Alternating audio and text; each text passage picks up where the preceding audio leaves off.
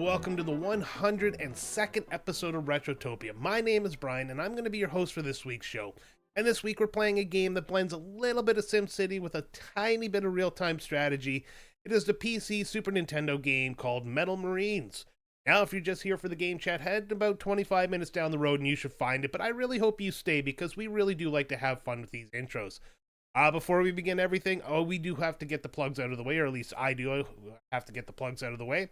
So if you could rate this show 5 stars and leave a comment wherever you get your podcasts, that would really help us grow, and we'd be really appreciative. Also, if you want to join us or follow us on social media, we do have it all linked at linktree/Retrotopia. That's linktr.ee/Retrotopia. If you want to sport some sweet-ass Retrotopia merchandise, you can do so by going to retrotopia.dashery.com. There's a link in the description of this podcast. That is our merch store. Check it out. Get some really cool stuff. All the kids on the schoolyard will be jealous. As well, we do have a Patreon, and it is free to join. And when you join for free, you do get to take part in the polls. You do get to chat with the host. You get to write in about the game of the week, write to the host in the 9-bit banter box. Get our other shows, Quick Play, which is a short review series, and Retro Bite, which is you get 15 days early, and we do an exclusive Patreon topic. And now it features more Joe. I'm going to let that one hang. You can also join the Hero tier and get all that, as well as you can select a game for the host review on Quick Play, the Patreon Hero tier exclusive New Game Plus, and you get a shout out like our newest Patreons, Zane Donovan, JVDZ, and Brian Spreitzer. Thank you guys for joining. Your support means the world to us, and we hope we deliver what you expect for your money. Now, with all the plugs out of the way, it is time to give you, the audience, a chance to write into the host, which is me this week, on what we call the 9-bit banter box, because it's culturally elegant.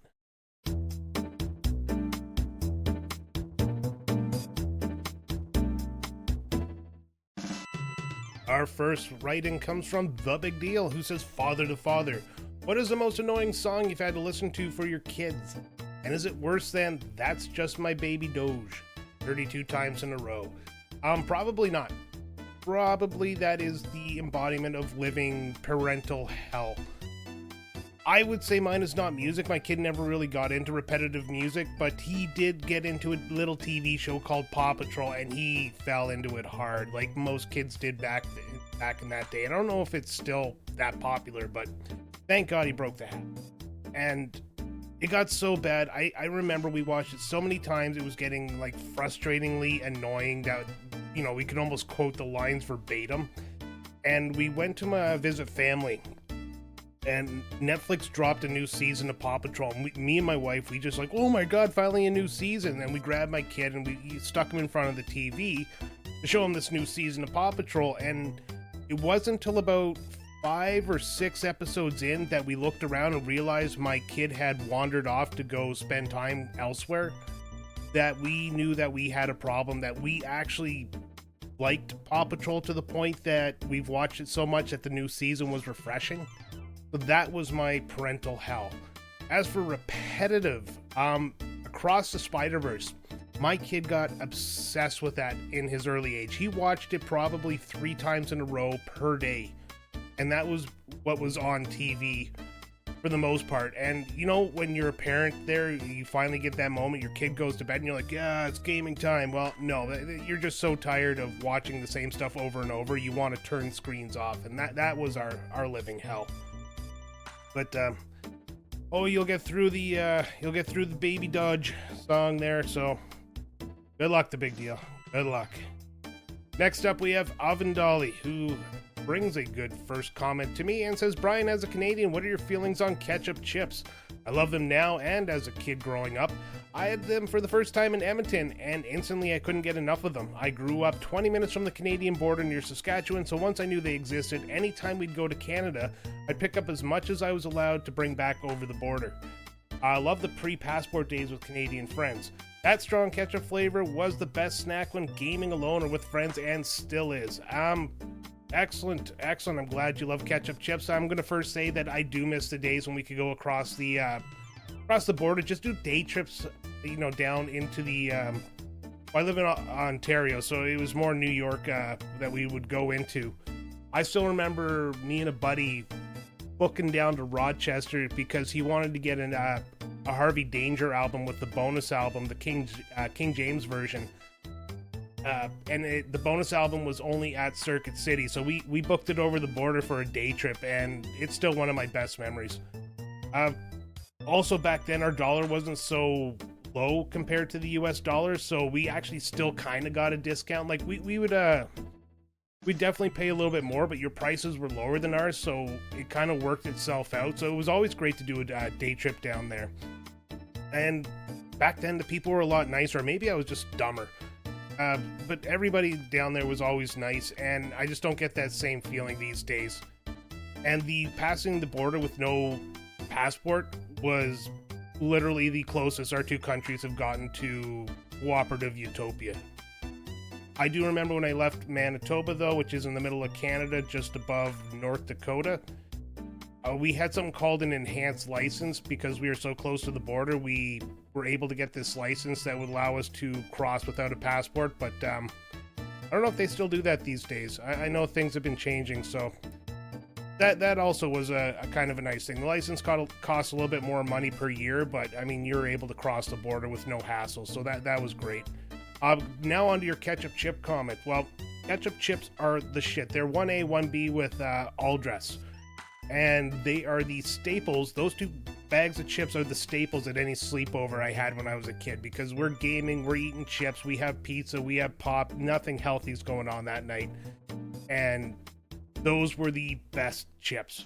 Somebody would try to sneak in some barbecue chips there, and it's just like, no, it's either ketchup, salt and vinegar, or all dressed. You want that, you want the chip to fight back. That's why you get these like vinegary type chips. But yeah, I'm glad you come over to Canada all the time, and remember, if you buy a bigger vehicle, you can get more bags of chips in there. Next up, we have Fill Up My Mouth with Farts. Says, hi buddy, I was just wondering your thoughts on this. Are we spoiled and possibly a little entitled as gamers today? I mean, when I was a kid gaming in the late 80s and early 90s, we would get 1 or 2, maybe 3 games if you're lucky a year. And that was your game to play for the year unless you rented something. Now I can go to PS Plus and see hundreds of free games, and then I get mad when nothing appeals to me. Do you think the current access to games that we have is a good thing, or the fact that we don't have or don't see anything good shows us being spoiled? This question required me to think. So, first off, I love the question. I always love questions like this because I'm not an expert, but I do like to philosophicalize whilst I have a microphone in front of me. But people have said we are in the golden era of gaming. I've heard that a couple of times over the last couple of years, and I don't believe it. I think the golden era of gaming was the Super Nintendo, Sega era of the 90s, ending with the PlayStation. I think when Sega went out of the market, that might have been the end of the golden era, in my opinion.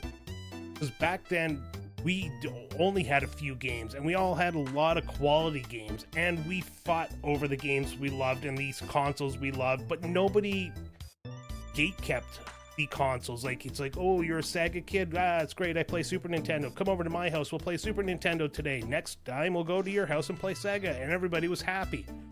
Again, the 90s are better than today. I will die on that hill. It was great.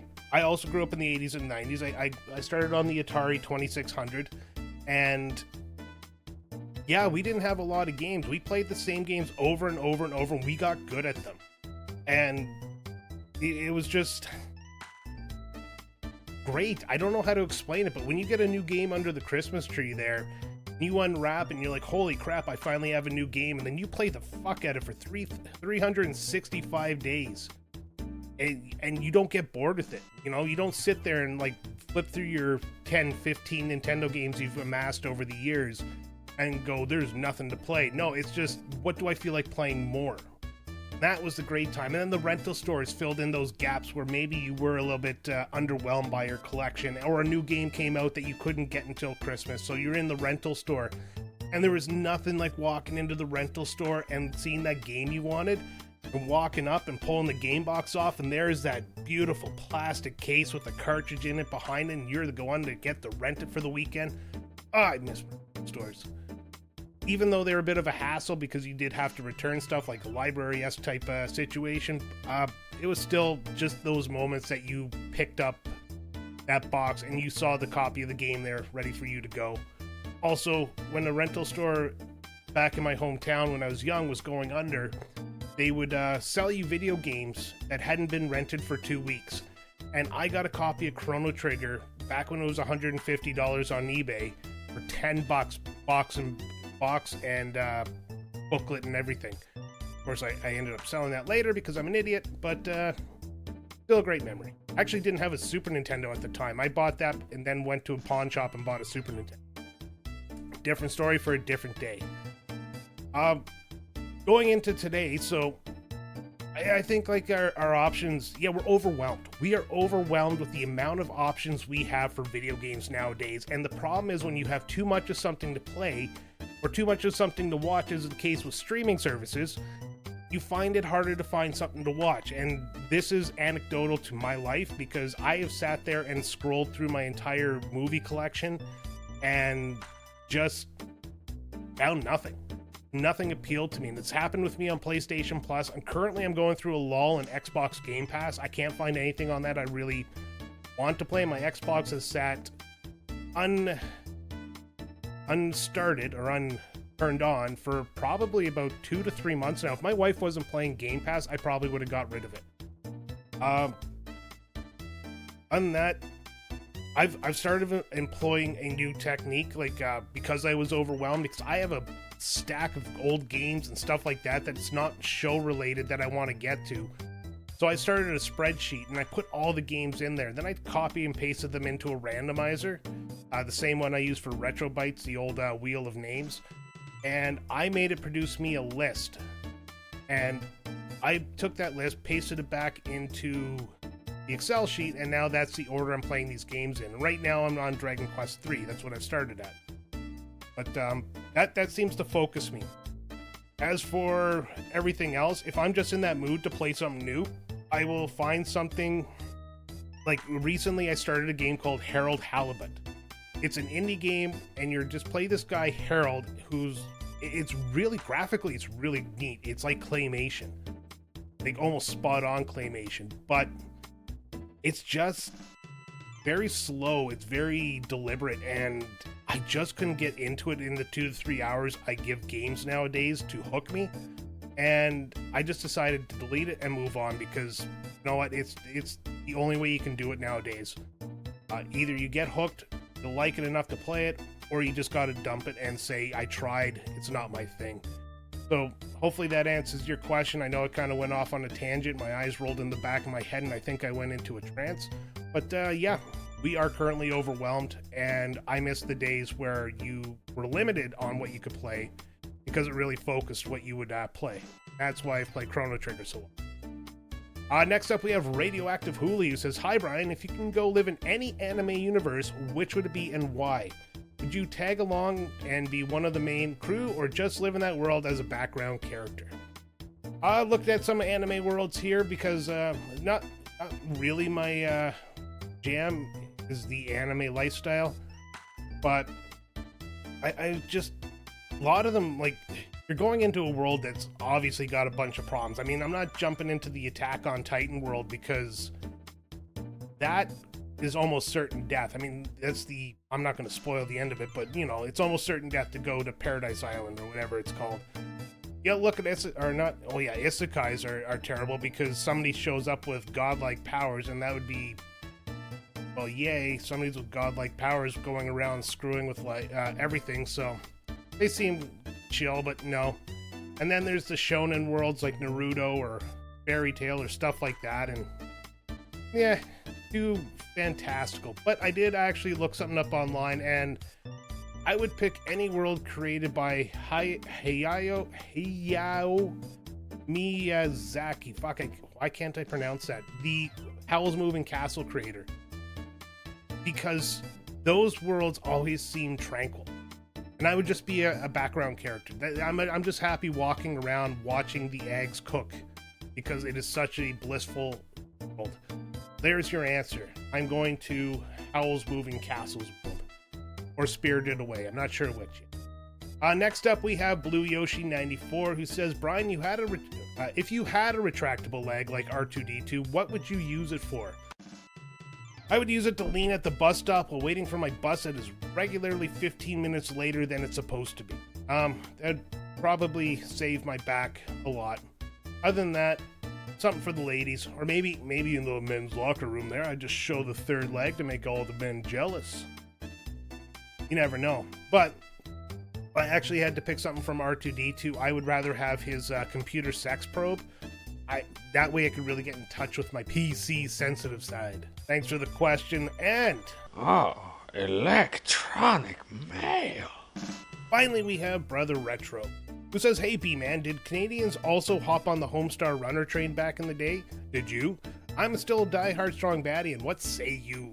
I used to watch Homestar Runner relate. I loved Homestar Runner. Everything about it was just what I needed at the time. Trogdor still lives today as an iconic character created out of Strong Bad's mind.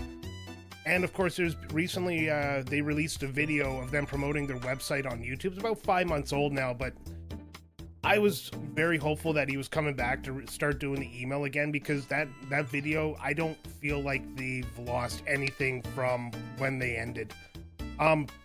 Speaking of the email section, that was my favorite part. Strong Bad was the king of the early 2000 media, and when he did emails, it was just so great. Everything about that show is great. So yes, I did watch Homestar Runner. Canadians did watch it because, believe it or not, we are very tied into your culture when it comes to media and stuff like that. So good chance if you've seen it, we've seen it. Thanks, Brother Retro, for the comment. I'm probably about to do a deep dive into Homestar Runner media now. Thank you very much for that. And I love you, actually, because I haven't seen that or thought about that in quite a while. So yeah, I'm about to do a little bit of Trogdor. Trogdor!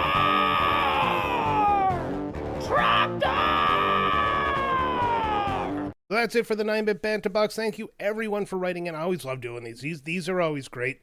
And it gives me a chance to kind of think on my feet. So keep writing in. We all love it. And we also love this because we're moving into our Retrotopia game show that has taken the world by storm. It's Choose One, Lose One.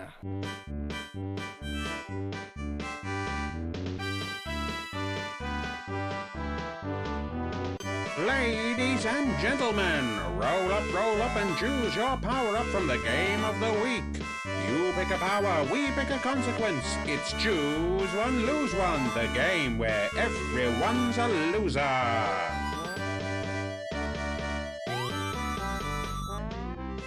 It's Choose One, Lose One, a Retrotopia game. Let's start with Guy Who Does Things. He says, I want the decoy bases as they exist in the game. I'm sick and tired of my enemies, you know who you are, Brian, blowing up my bases with missile barrages. Well, buddy, you get the decoy bases, aka your home, and you get a lot of them. But you forget which one is the real one. You can never find your way back to your family, but don't worry. They eventually move on, leaving you to search for a place you can never return to. Next up, we have Avendali. I want the ability to build unlimited energy plants because as I am 40 years old and a father of 2, I need all the energy I can get. As a 40-year-old, I feel this comment. But that's not the name of the game. You get your energy plants, but they give off too much energy and you have to run constantly, non-stop, to bleed off the extra energy lest you explode, taking out half the country with you. And your precious ketchup chips. Next, we have Supercalifragilisticexpialidocious, who says, I would like to meet Commander Joan Ryle in real life. Granted, you get to meet Commander now retired Joan Ryle, but she's 37 years older and hasn't aged well. All that anger has kind of turned her into a husk of a woman you once knew and you once saw in that game. But you are still forced to marry her and take care of her in her dying incontinent years. I don't know if that's your kink, so maybe that's a positive for you. That's between you and Joan, your wife. Next up, we have Radioactive Hooli, who says, I want the ability to control and create stuff in a town from a bird's eye view. Thinking of the wrong game, Hooli. This is Mental Marines, not Sim City. But you know what? Your wish is granted. You float up above your town and you see everything from a bird's eye view. And as another bonus, you are granted immortality so you don't just float away and die. There you go. That's your gift. Now you can build anything you want just by looking at it, but you can also destroy anything. This is SimCity in real life. But you can never come down, and you live high above the people forever, for all of eternity. You're like a god, and like many gods, you're forgotten over time to live this isolated hell for eternity as you float above the town. Also, people still expect you to keep upgrading the town, even though they've forgotten about it. So, get to work. Blue Yoshi 94 says the ability to launch missiles. Well granted, good sir. You can now shoot missiles from your no-no spot. But you must launch one missile a day, otherwise you shall we say, explode in your pants. The missiles are also nuclear, so aim wisely. Don't miss the bowl. The Big Deal says, I have no bloody clue what this game is, so I'll ask for the ability to create the Cyborg Coast Guard and the Android Air Force in real life. You do get to create your military of Coast Guards and Air Force bots and planes, but it's the Canadian Coast Guard and Canadian Air Force, so they are wildly underfunded and lacking in the latest technology, so they just sit there useless. And finally, we have Brother Retro, who says, I want the power to enjoy tactical games, so I actually play these darn things without rage quitting out of boredom. Granted, because Final Fantasy Tactics was just released. Even though it's not a real-time strategy, it's still a tactical game, and you're going to love it. Now you do love it. As a result of your new love for tactical games, you also become that guy who's obsessed with them, and that's the only thing you ever talk about. Ever. Now, everyone avoids you because you are the tactical video game guy who just makes conversations awkward because no matter what it is, you steer it towards tactical games, thusly ruining any relationship you ever had. All right, that's everything for Choose One, Lose One. Thank you, everybody, for writing in. I took some time to make those as entertaining as possible. So hopefully you're upset with what I did to you, because that is kind of the name of the game.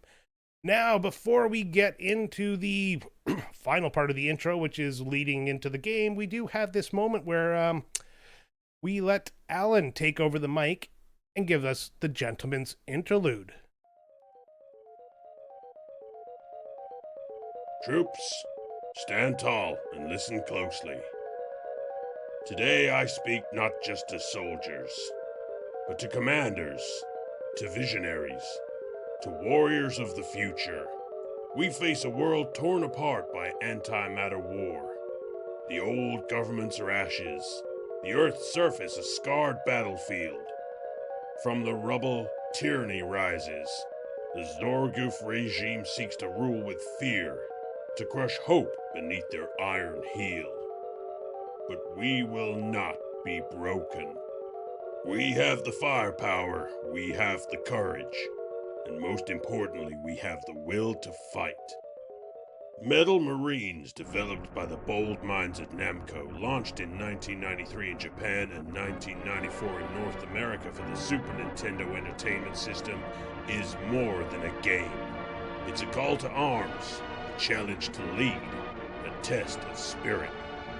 You are the commander of the Allied nations, entrusted with the most powerful weapon left to humanity. Towering mechanized warriors known as Metal Marines. These are not mere machines, they are symbols of our resistance, emblems of strength, carriers of hope. Each mission you face is a trial, a battle of mind and might. You will build your bases from the ground up. You will launch missiles into the heart of tyranny. You will send your Metal Marines across land and sea to face down fortified enemies, and you will not falter. Enemies will try to deceive you with decoys, overwhelm you with missiles, and sabotage your efforts. But you, Commander, will rise above them. You will strike with precision, defend with resolve, and adapt with brilliance. You hold the fate of free nations in your hands. Remember this: strategy wins wars, but heart wins peace. So rally your courage, ready your forces, and when the enemy hears the thunder of Metal Marines at their gates, let them know freedom fights back. Now go, Commander. Make History dismissed. Once again, thank you very much, Alan, for giving us that gentleman's interlude. The work you do on that is absolutely fantastic. But let's get into a few comments because it's your turn to talk about Metal Marines before we get into the game conversation itself. So first up, we have Blue Yoshi 94, who says, Platinum Paratrooper, Silver Strikers, Tin Terrors, what is this game? Great question. We'll get into that. Brother Retro says, this game actually has me a bit intrigued. I love the SNES, I love the RTS, but not a fan of tactical. I might have to check out this one depending on how my Retrotopia boys rate it. Yeah. All right, finally we have Guy Who Does Things says, I hope one of your comments on the sheer terror you feel when you're trying to build up your defenses only to hear that air raid siren starting to blare. We do get into that, and we're going to get into that right now. So with a little bit of this music from this old Super Nintendo game, we are going to be talking today Metal Marines, developed by Namco as well as Mindscape, published by Namco as well as Mindscape in Europe, released on December 1993 for the Super Nintendo Entertainment System and personal computers. Thank you for listening, and we hope you enjoy the show.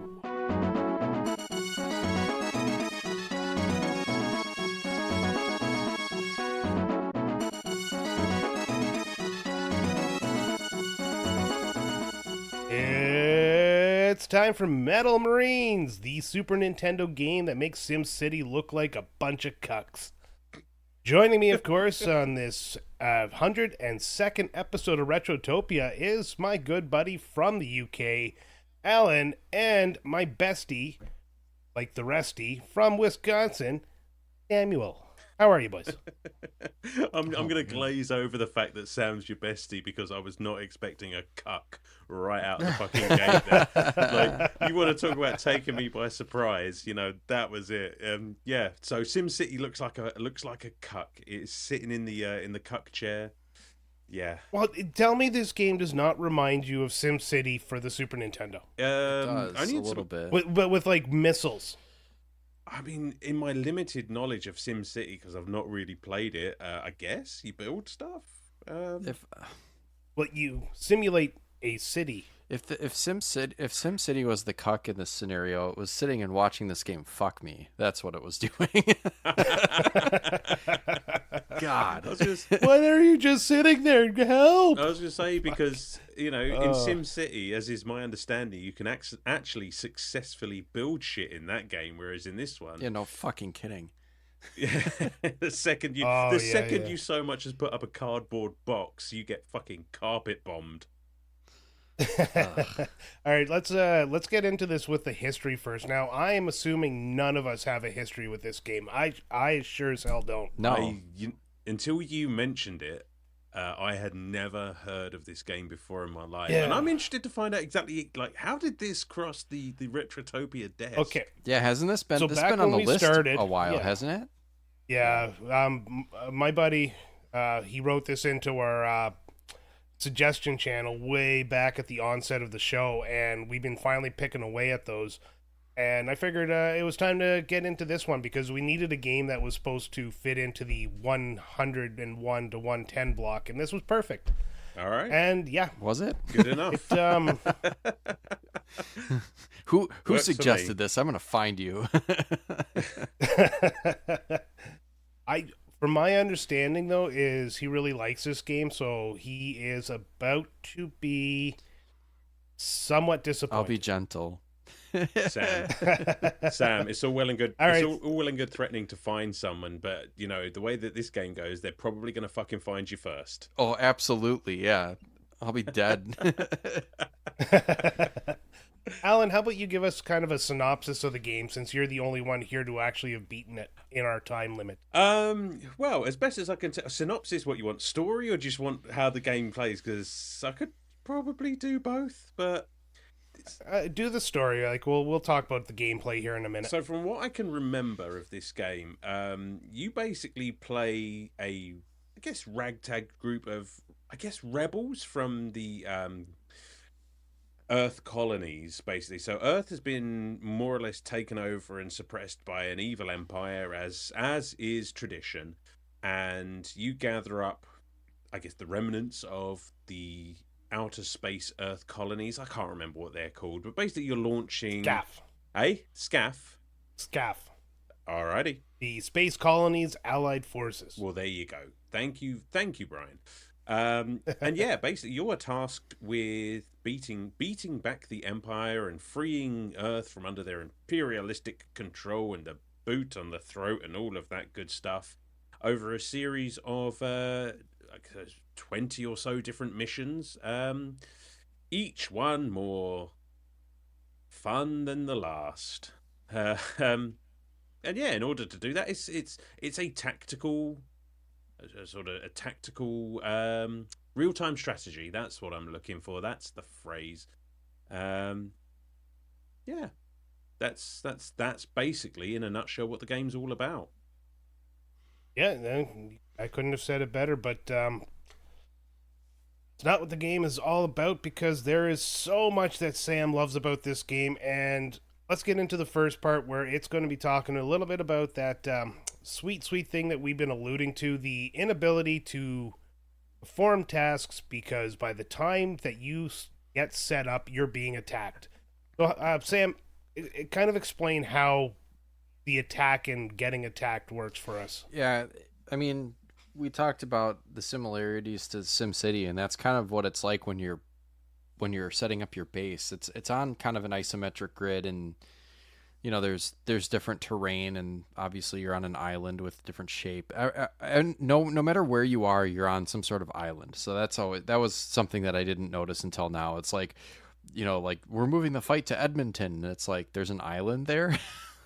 There's always water. I noticed that, yeah. It's just like Edmonton's like right smack in the middle of Canada, and yeah, you're on this little island. Like, are you in some magical lake that doesn't exist? Right. So Absolutely. no matter where you are, you're always set up on two opposing islands facing off, which kind of makes the story not really relevant or inconsequential. Like, you didn't really need a story for this game. It's just a series of scenarios where you're parked on opposite islands. It kind of makes it into think of SimCity meets Battleship. So you basically you're on an island. You've got your base. You can I guess as time passes, you earn money that you can use to upgrade units or buy new buildings, either defenses or there's radars that apparently can help your missiles not suck ass. There's ICBMs, which are spam on those radars. Great.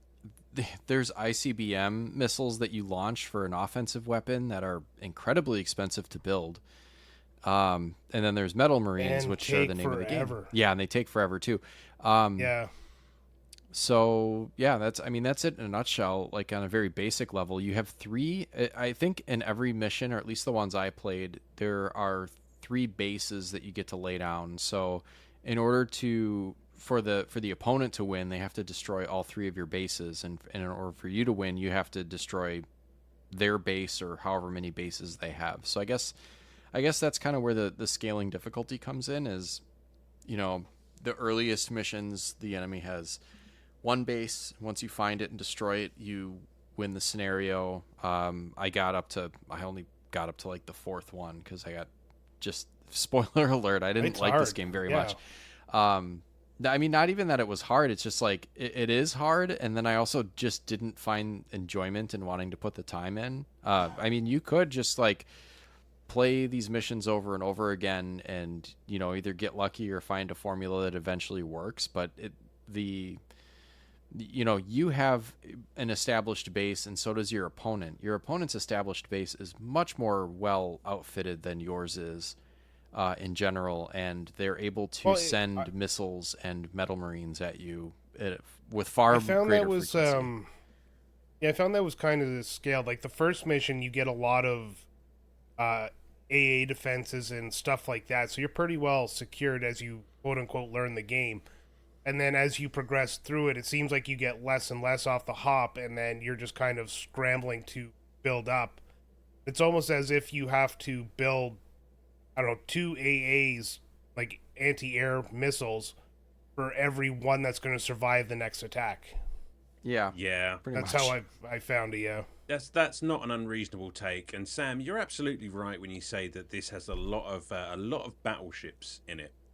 Because what this ultimately boils down to is a game of feeling out the opponent, because you have to literally, so you build up your bases, you build up your weapons, you build up your metal marines, and when you attack the other island, you have absolutely no idea what you're aiming at. There is no indication on their map whatsoever of any installations until you find them. So, you could send over a couple of your missiles, which may or may not get shot down, but in the process, it will basically tell you where stuff is on the island. Much like in battleships, you have to, I don't know, send a missile over to B5 and see if you hit anything, and if you do, then you're on the right track. I guess, I really like that mechanic. Out of everything in this game, I kind of thought it was neat that you had to figure out where to hit. So it wasn't just like you could spam his base and take him out right away. You had to pluck the island down, hope your missiles made it far enough. Because I'd always aim at the back of the island on the first lob, Sure. whatever of missiles. Hopefully, one or two of them would make it to the back, and that way I could kind of map out the area. But then you have to wait for your missiles to recharge before you can fire off another volley, and it I would never send the Marines over on the first trip, because No. you get, when you attack, you can fire up to 4 missiles and send up to 3 Marines. So if you know what you're attacking, the Marines will land on the ground and be a more focused attack. Sure. If you're smart, you can game that system by taking away some of the defensive stuff, because you're in a specifically sized area. So if you want to take out a couple of the turrets out of the battle, you make sure they're off screen and they won't be in a factor when your metal marines hit the ground and start attacking. Yeah, I mean, there is a great scope for playing tactically in this game, because when you do find the enemy's installations and what have you, say you're looking at purely just AA cannons. Well, they're by and large going to shoot down most missiles that you send over. But if you get boots on the ground, they're absolutely defenseless against metal marines. Likewise, there are the gun turrets that are on the ground that will mow through your metal marines but can't shoot down missiles. So you kind of get this feeling out, and then sort of like, okay, well, what is in the way of me getting to this thing that I need to attack, and what is the best option that I have for attacking that, but while losing the least amount, on the blowback.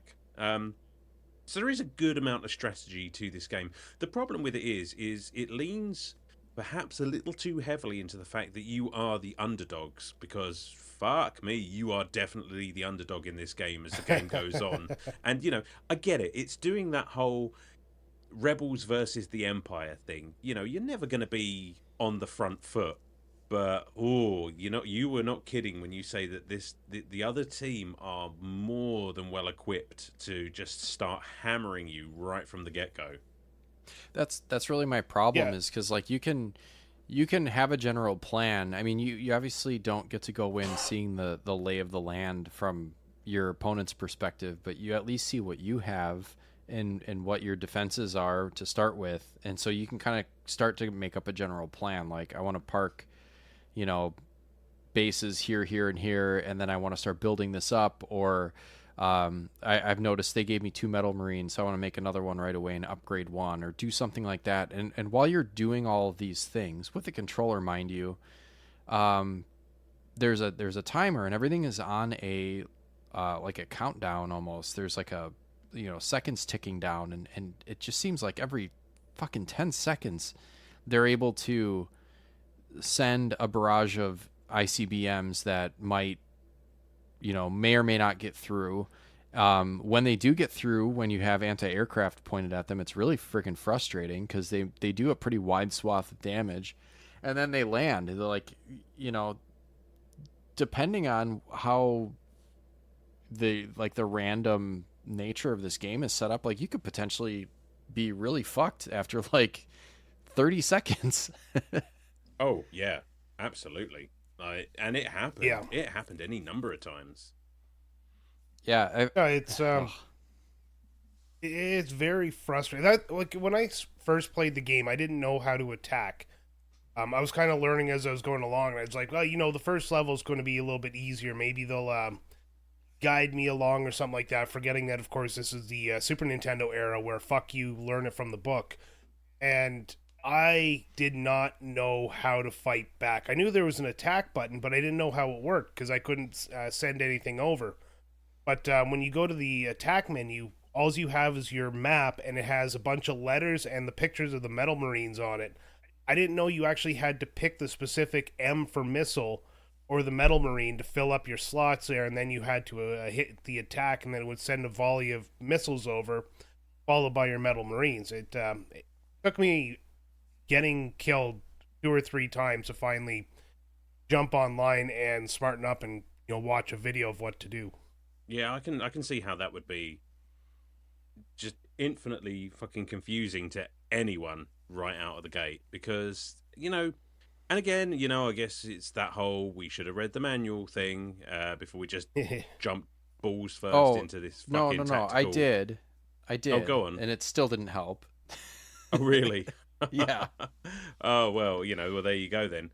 I mean, because the game does give you quite a lot of different things that you can build to sort of help bolster your troops and whatnot. You can build factories. Was it like the resource centers or something like that, which give you more money? You can get the factories that will allow you to build things quicker.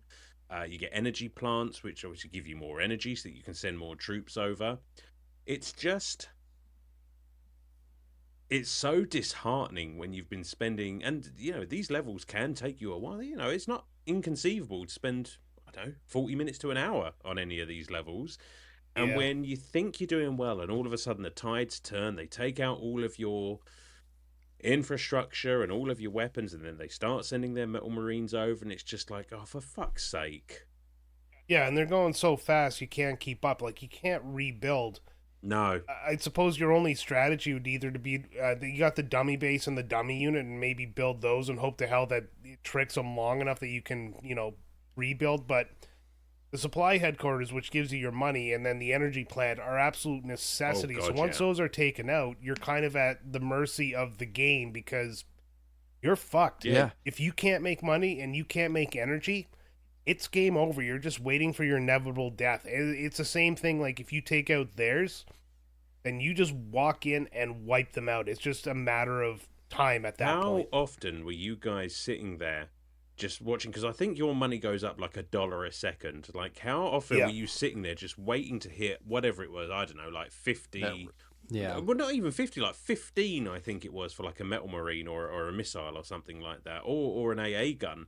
And you're just waiting for that to tick up. I mean, I played this on emulation and I could fast forward, but it's just like, obviously that fast forwards the enemy as well. So you would literally get hit while you're waiting to build something, and then you would get hit again while that thing is building, so it gets destroyed halfway through construction. You're just like, oh, well, what the fuck do you want?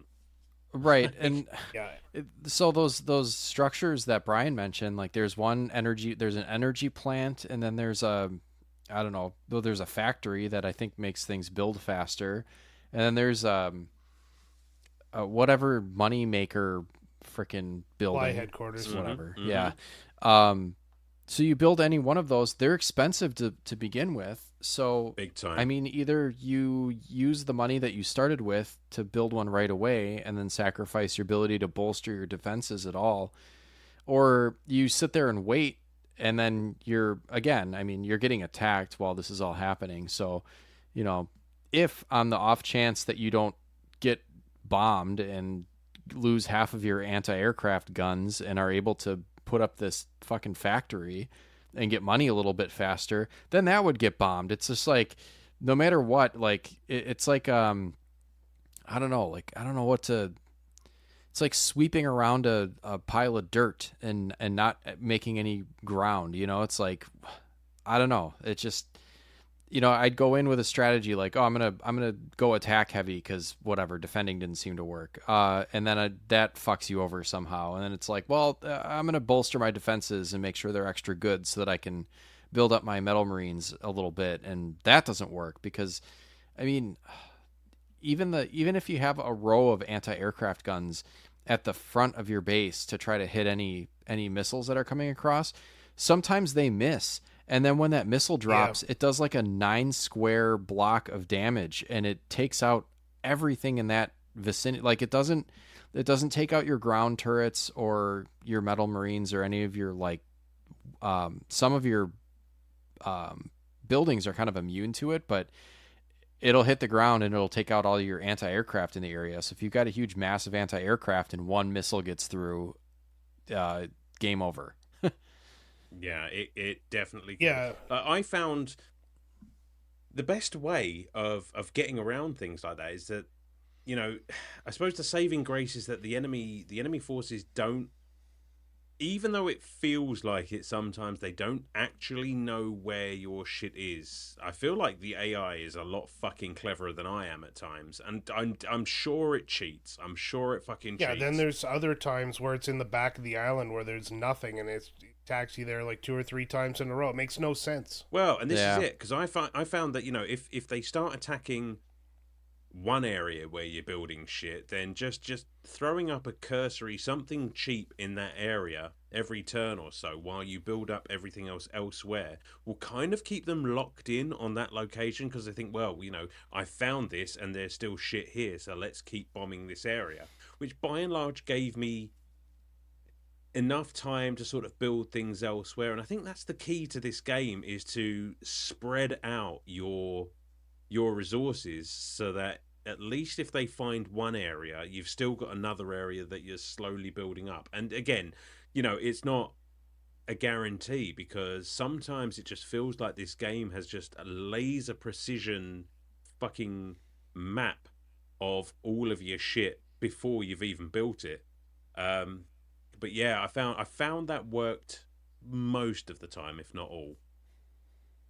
You know what annoys me about building in this game is if there's trees, you cannot build on that block. And that makes no sense. No sense at all that you can't knock over a few trees to build. You can. You have to pick up it's an extra $5, and you have to select the little bulldozer icon. And also, it's a double punishment because the when you get bombed, it turns those squares kind of a brown color.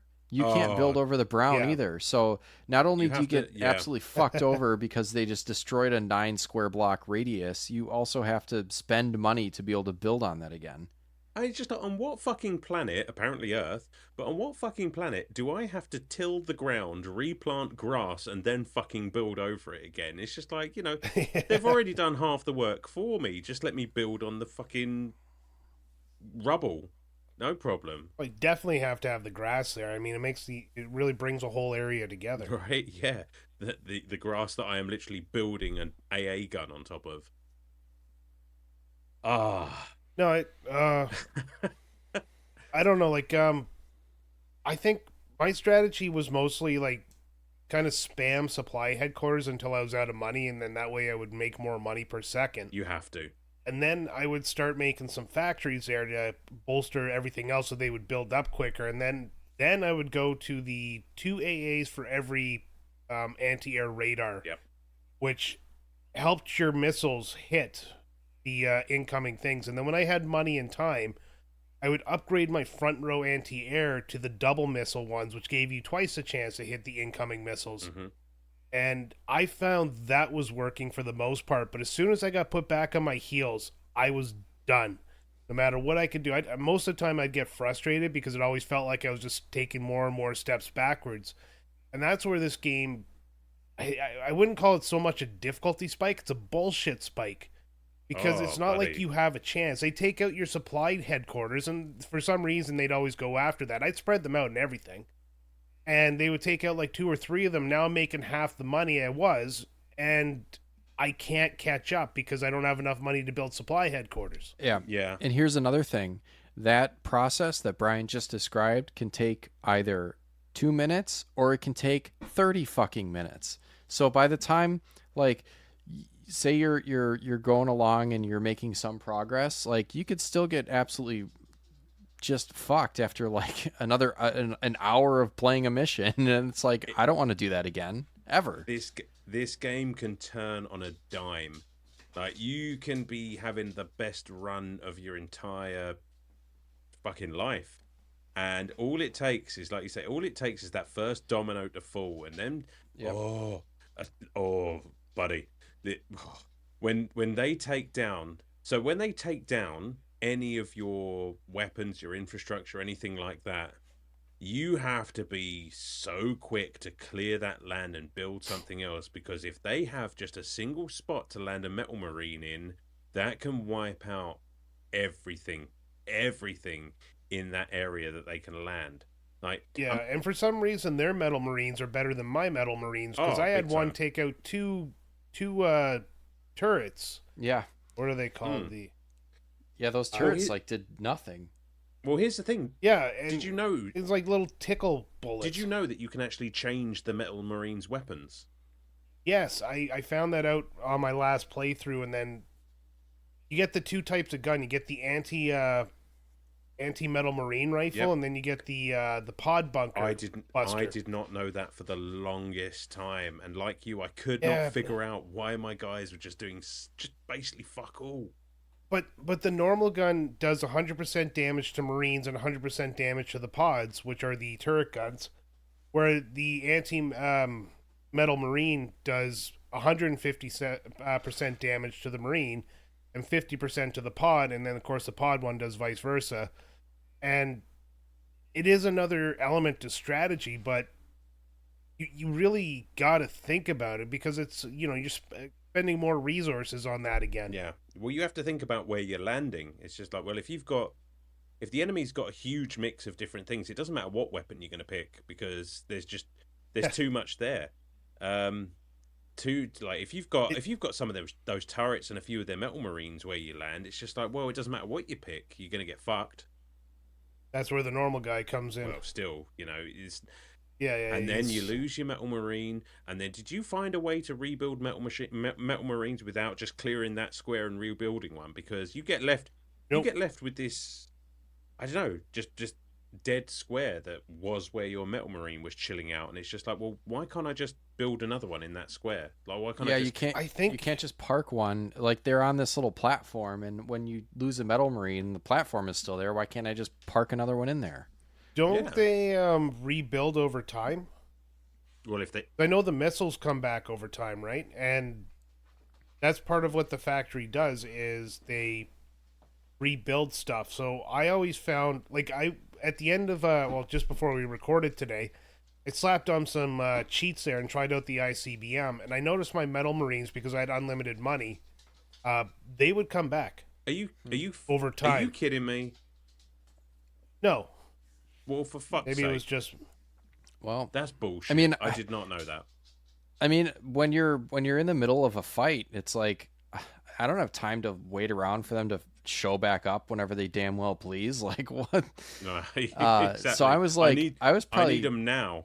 Yeah, I was probably actually shooting myself in the foot, because I was like, well, this platform is here and I need a metal marine, so I'm going to delete the platform and put a metal marine there.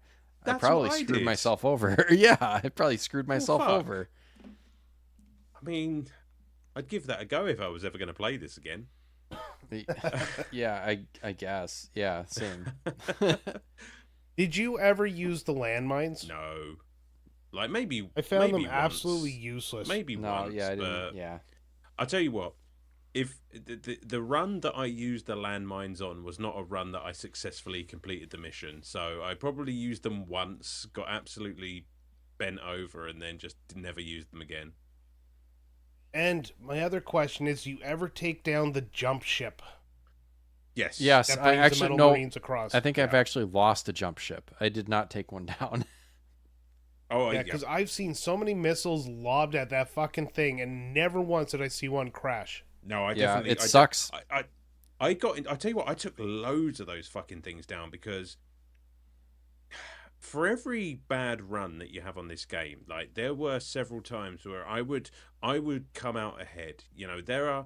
With enough persistence and patience, I would build an absolute forest of AA guns complete with radars, and it gets to a point like if you've leveled everything up and you've got enough radars and whatnot, they literally just get smoked in the crossfire, and you're good to build whatever you like behind it. So there were times where I would literally build an entire 3/4 of an island, and it was impenetrable. And from there on out, it was just a case of just taking pot shots and sending Marines over. Like, nothing could get through my wall of AA guns. And I tell you what, when that happened, it's a beautiful thing. Like, and it's one of the few times where I was just like, oh, you know what? Actually, maybe this game isn't such a bitch. Then the next level starts. Yeah, well, exactly. Then you have to start all over again from scratch. And let me tell you, like, runs like that are few and far between. Like, and I think I've just struck on perhaps one of my biggest gripes with this game. It's a strategy game, and I know that they do rely on a certain element of luck. But the balance has to be right between luck and strategy. And yeah, this game could benefit from a timer between you getting attacked and you having time to rebuild, because there is a timer and it counts up, but there is no indication when you're going to get attacked. So you're just going at the will of the AI deciding to attack you. And I've been attacked like twice or 3 times in the span of 30 seconds, and it's frustrating when you're trying to lay something down. You go through that whole attack procedure, and then you see every missile individually coming over, and then the metal marines show up and you have to go through that sequence, and the whole thing takes about maybe 3-4 minutes every time. Yeah, that's frustrating. That, and the music sounds like it comes out of Illusion of Gaia, and it bothers me. I've not played that, so I can't comment. I mean, the music, it was fine. It was just your rousing military music, kind of generic stuff. No, it's just but nothing that. Just that one song, that one track when the attack happens, it just sounds like straight from Illusion of Gaia. That's all I can think about when I hear it. Tell you what, that like. Yeah.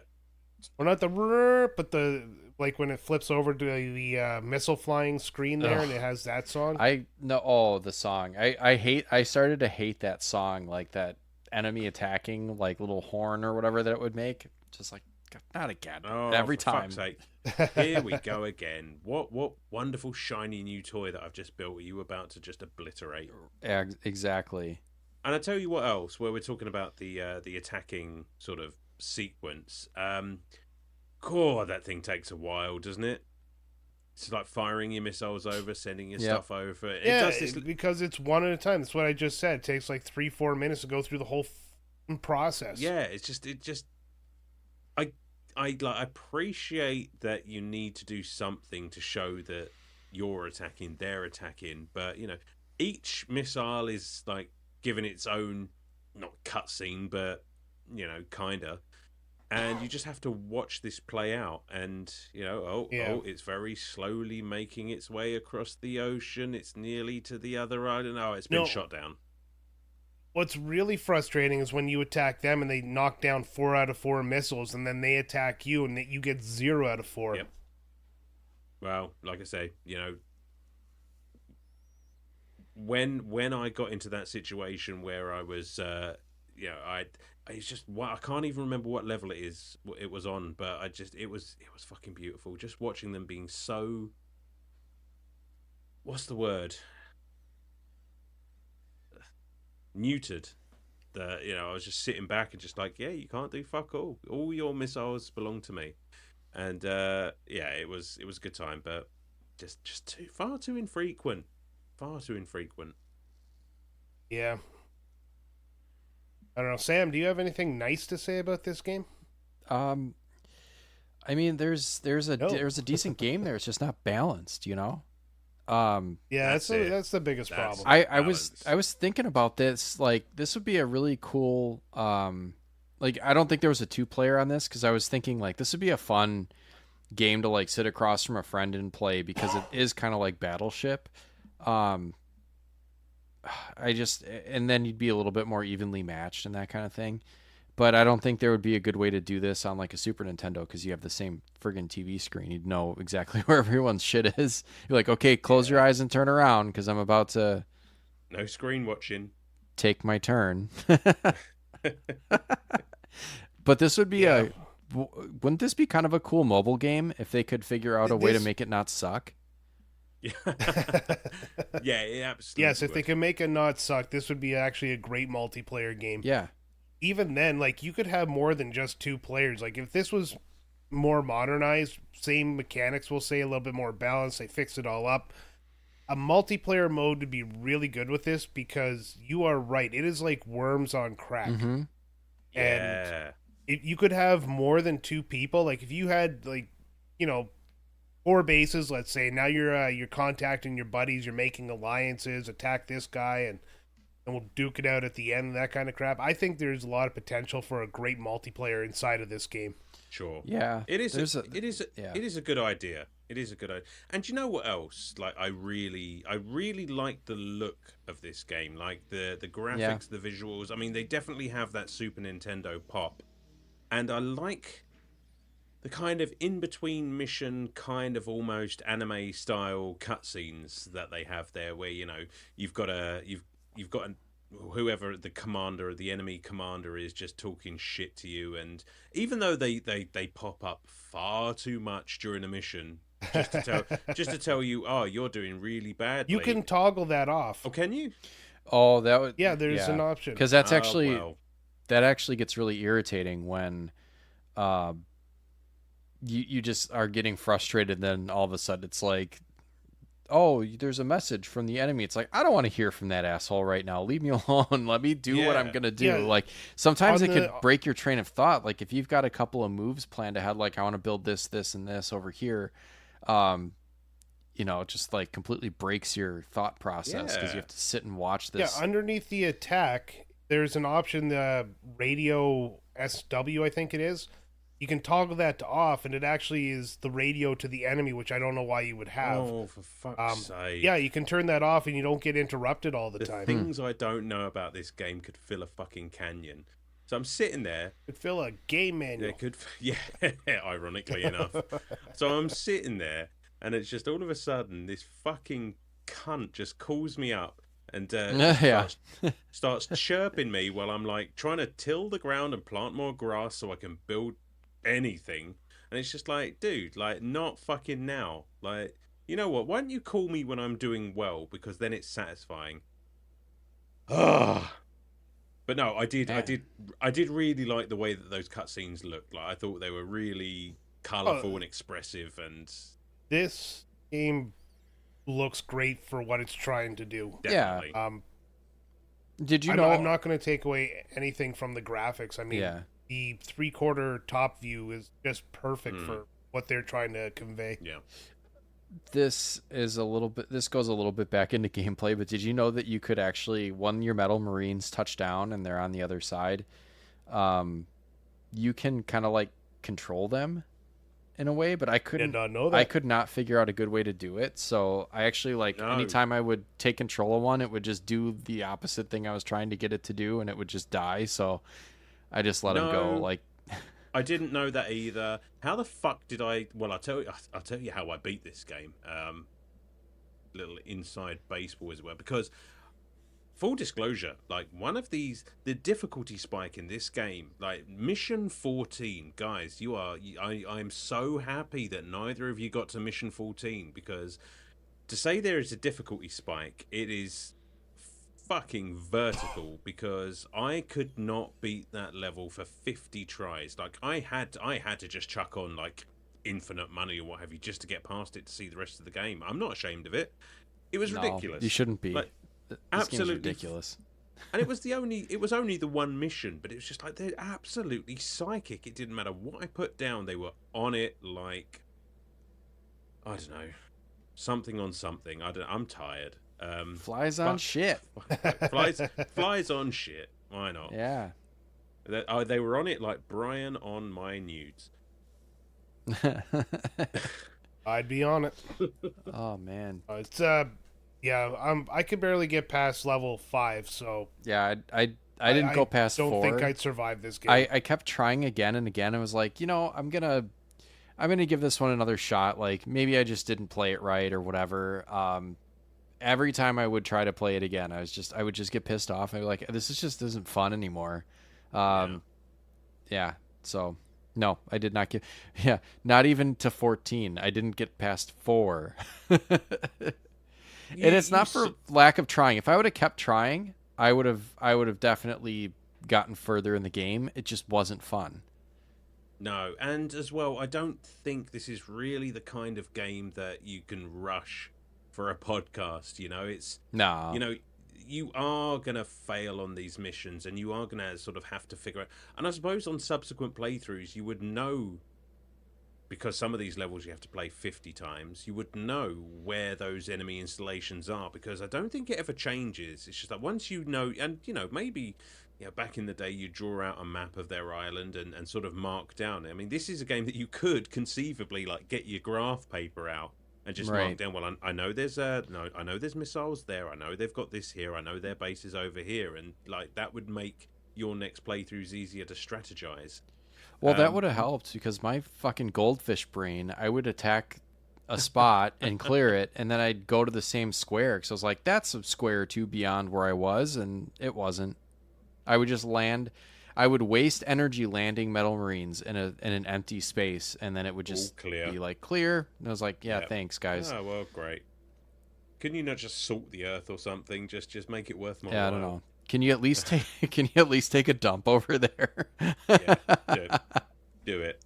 Might cost you less energy to get back if you're not laden down with all of that poop. It would almost have been better if like you could send them, if the metal marines landed in an empty spot, could they at least like scorch the ground so that they have to clear it, or do something like detrimental to their cause? Like do nothing. Oh yeah, salt the earth. There you go. Yeah, that's it. I missed that. Just be spiteful. Play ugly. Yeah, can you just put sugar in their gas tank? Do something. That's it. All right. I think we've thoroughly shit on this game. Is there anything else you guys want to bring up? Because it's not a very in-depth game. No, I guess it's not. The loop is very simple. You start a map, you play Battleship with the bad guy while he fucks over your entire structures. Then you repeat that until one of you wins, and then you move on to the next level and you repeat it again. So this is not going to be a long episode, and I think we're at the point where we're ready to wrap up. Yeah. Are you guys ready to wrap up? Yeah, I think we can.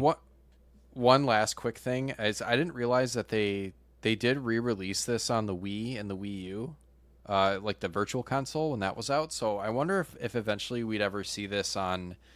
I mean, there's really no reason why they couldn't throw it on Switch Online. It's made by Namco, so it's if Namco wants to play ball with Nintendo Switch Online. Whatever. What else are you doing with this piece of shit? Putting it in the Namco Museum collection. Duh. Yeah, I guess do that. Because the Switch is touchscreen. Yeah, would this game not make a lot more sense on something that you could have a touchscreen, like a tablet or a Switch or something like that? That would be so much. Of course, it would make more sense. That would be so much easier. Yeah, like a re-release or like a I don't know, remake or a up-res version or quality of life improvement version. Yeah. I mean, I'd play it. I'd try it. Yeah. Yeah, just fix the balancing, and then I think this actually would be a pretty good game. Yeah. But Sam, do you want to summarize your thoughts? You seem to have a good head of steam going here. This was just I don't know. Imagine playing a game of Battleship against a friend where your friend gets to take 2 or 3 turns every time you take one. That's about as fun as this game is. I don't know. What's to say that I haven't said already? Like you build shit, they knock it down. I mean, there's ways around it, but like I said, if you go in there with any kind of strategy, it's not going to matter necessarily. Like it could work. It probably won't though, because for whatever reason, like something you're not anticipating happening will randomly happen.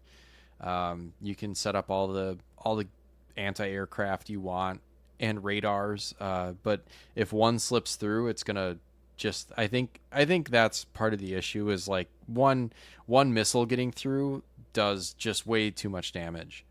Um, it just, oh God, I'm like losing my own train of thought trying to decide how I want to approach this. Like, there's a good game here, and I think it would have been fun. Like I mentioned, like make it a mobile game and make it a little more fair to play.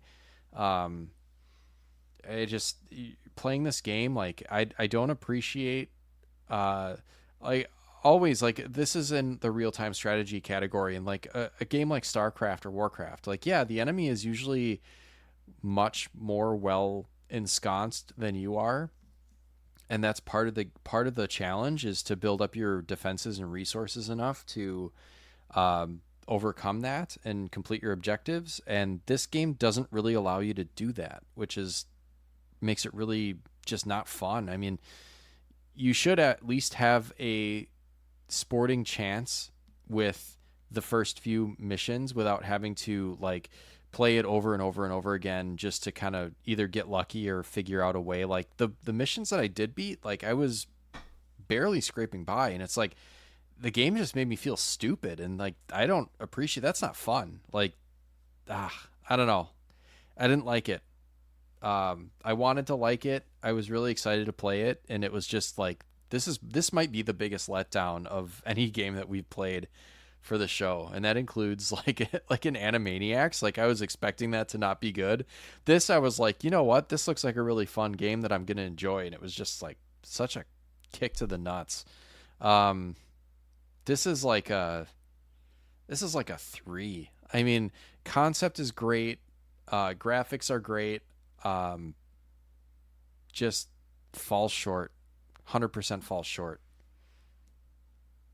3 out of 10 from Sam, bringing it in hot. Super hot. Attacking before Alan had a chance to even build up his opinion. Alan, do you want to go That's next? it. You've completely destroyed my supply HQ. I'm not the expert on real-time strategies. I've not played many of them. You know, this was not necessarily what I was expecting from a real-time strategy. You know, that comparison to battleships is well earned, I feel, because there is no real building up of armies, moving troops across a map, which is exactly what I was expecting. That being said, I don't think this is necessarily a bad concept. You know, more militarized than battleships already is. You know, it's basically taken that concept to the next level. The game looks great. You know, I really love the way it's presented. You know, I love that it has a lot of character and a lot of personality in all of those little cutscenes and what have you. It's just, as you say, it's that balancing issue. It's a game like StarCraft, like Command and Conquer. You know, you have a good amount of time to build up your resources and build up your army and what have you, and focus on how you want to build your side. Now, whether or not you've done that right, all comes to a head when you see that other army hove into view out of the fog of war, and it's just like, well, now it's time to see if I've planned this well. This game does not give you the chance to do that.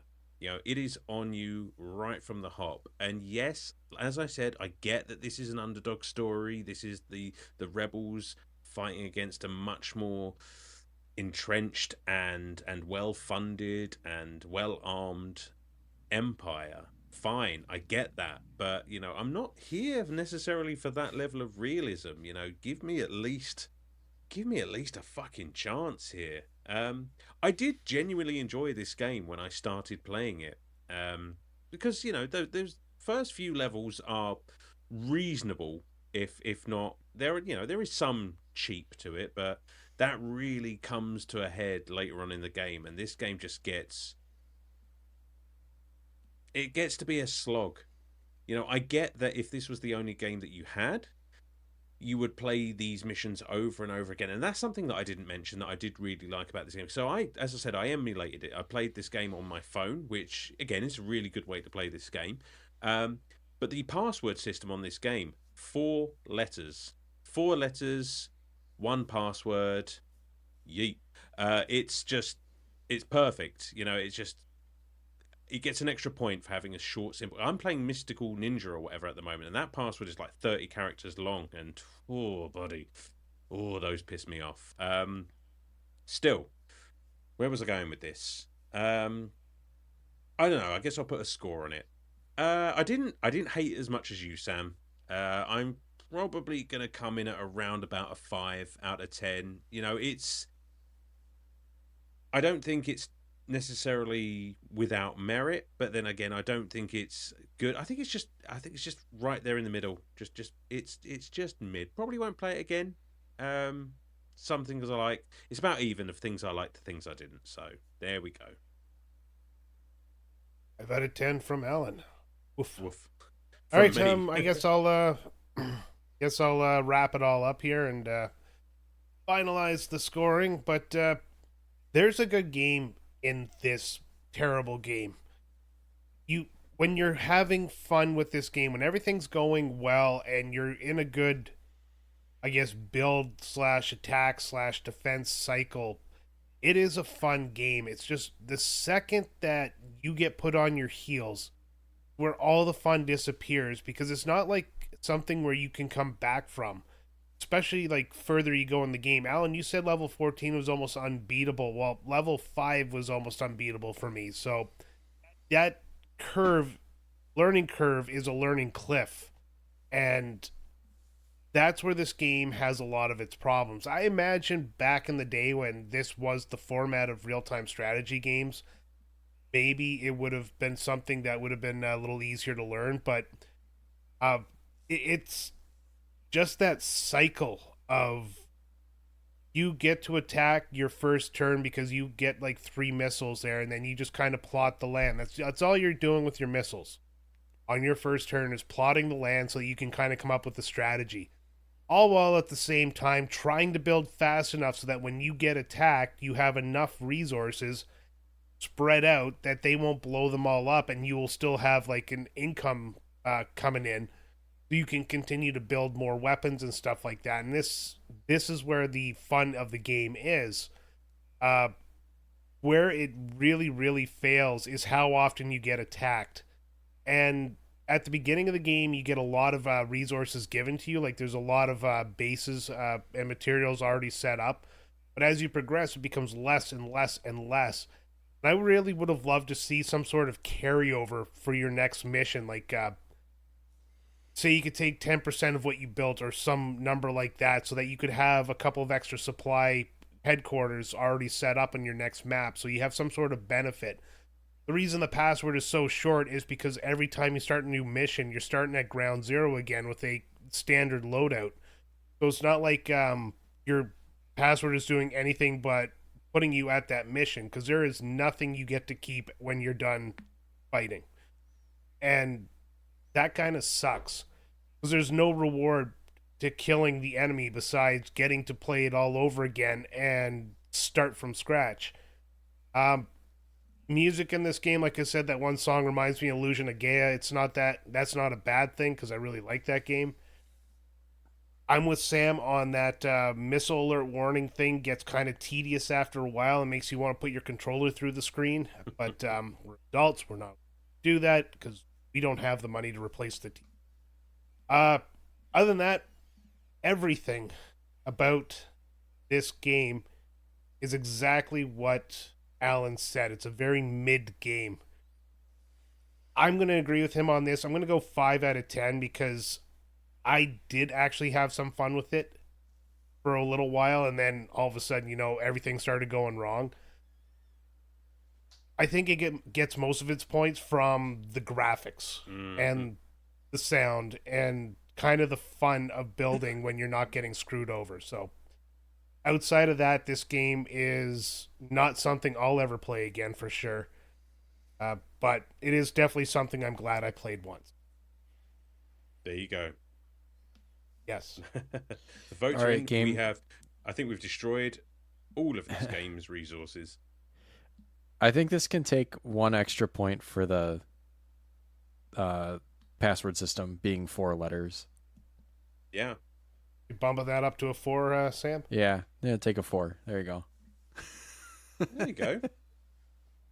And that's super generous. All right, that is another episode of Retrotopia. I normally do this part, but Alan, where can they find us? Well, you can find us every Sunday wherever you listen to your podcasts, unless, of course, you are a Patreon, in which case you can listen to us every Friday on Patreon. And you can find not only our Patreon, you can find our Instagram, our Dashery, TeePublic, whatever other socials that we have over at linktree/Retrotopia. That's linktr.ee/Retrotopia.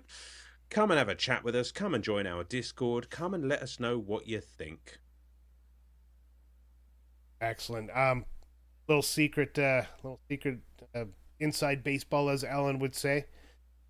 You can actually get the episode Friday if you look up on Spotify Retrotopia Expansion Pass, because I put the episode out to the public because, well, it's a lot easier to do that. So it is actually available on Friday. It goes out on the other feed on Sunday. So if you want to get it a bit early, you can. Oh. And you don't even have to sign up to the Patreon. Oh, well, I've learned something today. I was not aware of this. Oh, yes, sir. Yes, sir. Well, there we The go. only thing is you're going to see all the shows, and half of them will be locked if you're not in the Patreon. Well, Actually, I think they're all locked if you're not at the paid tier. That's kind of the slap in the dick that is Spotify. well, maybe I should have read the Retrotopia manual before I started talking. By the time you got into it, I've already would have attacked. No, true enough. Listen, till next time, guys, we're easier to find than all of my fucking ammunition and rockets, what have you. Yeah, come and destroy us. Why not?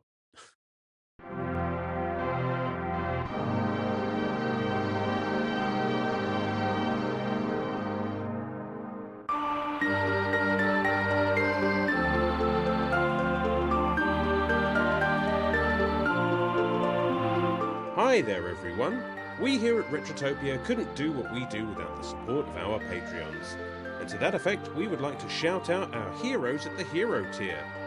So a huge Retrotopia thank you from all of the hosts here to Andrew Wright, Wildcard, Unbuckled Cape, Makeshift Money, Sergeant Ombre, Randy Berridge, BCOS19, J Nasty 15, Chris Kaplane, Jack Datchler, Sir Busts-A-Lot, Big Kid 782, Super Dave, Big Brown Dog, Studstill Smash, Fallen Snow Kiku, Radmac, Calin Hygus, Old Man Gamer, Raging Demon, Radioactive Hooli, Blue Shell Discharge, The Big Deal, Dylan Jacobson, Game Genius, H, Brother Retro, JVDZ, Shane's World, Ovindley, Zane Donovan, and Brian Speltzer. So thanks as always for your support, guys. It truly means the world to us and means we can keep doing this little thing that we love so much. Game on.